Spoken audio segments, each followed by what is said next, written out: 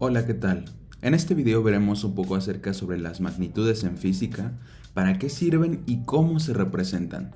A lo largo de la historia siempre nos ha interesado medir cosas y darle una interpretación a lo que vemos. Aquí es donde debemos hablar de magnitudes. Una magnitud es un ente u objeto que podemos medir. Algunos ejemplos de magnitudes son la temperatura, el tiempo, la altura de objetos o la rapidez. Aquí hay dos grandes divisiones principales cuando hablamos de magnitudes: las magnitudes escalares y las magnitudes vectoriales. Veamos primero lo que son las magnitudes escalares. Estas magnitudes son aquellas que describimos simplemente con una magnitud numérica y una unidad de medida. La unidad de medida es una convención usada para medir e interpretar lo que medimos. ¿Alguna vez te has preguntado por qué un kilogramo vale un kilogramo? Quiero decir, en realidad algo vale lo que vale porque toda la gente está de acuerdo.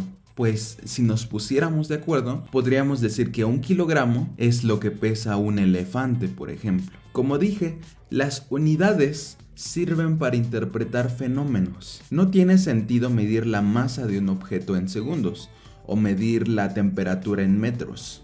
¿A qué temperatura estamos? ¿A 10 metros? No hace sentido, ¿cierto?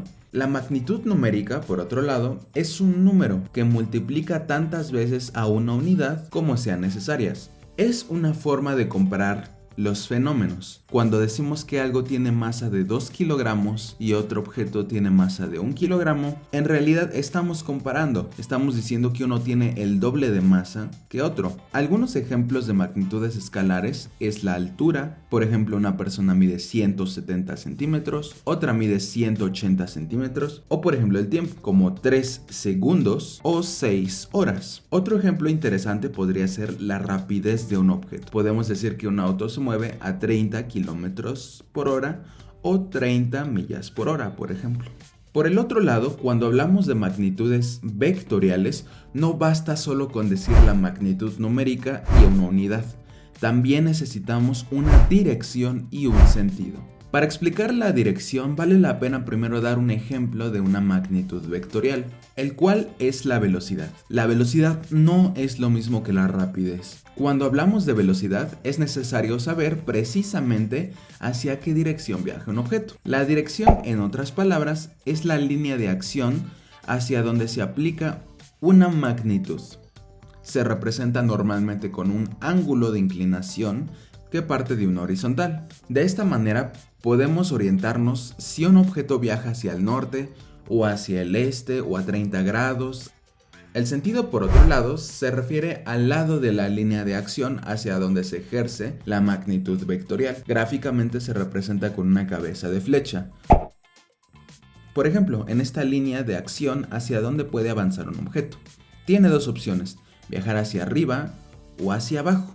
En el mismo ejemplo de velocidad, el sentido lo que representa es hacia dónde se aplica la velocidad en una línea de acción. Por ejemplo, en esta línea de acción, ¿hacia dónde se aplica el sentido? ¿Hacia la izquierda o hacia la derecha? Veamos algunos otros ejemplos. Una magnitud conocida es el peso. Y ojo, el peso no es lo mismo que la masa. El peso es básicamente la fuerza de atracción que ejerce la Tierra sobre los cuerpos. Es el acto natural de que la Tierra atraiga los objetos nuevamente hacia el centro. El peso, de hecho, no se mide en kilogramos, sino se mide en newtons. Además, como la atracción se ejerce hacia el centro de la Tierra, hay una dirección y un sentido o una flecha que apunta justamente al centro de la Tierra.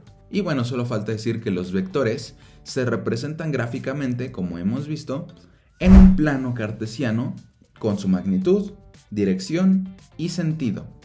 Pero eso se discutirá en los siguientes videos. Por el momento esto sería todo y hasta la próxima.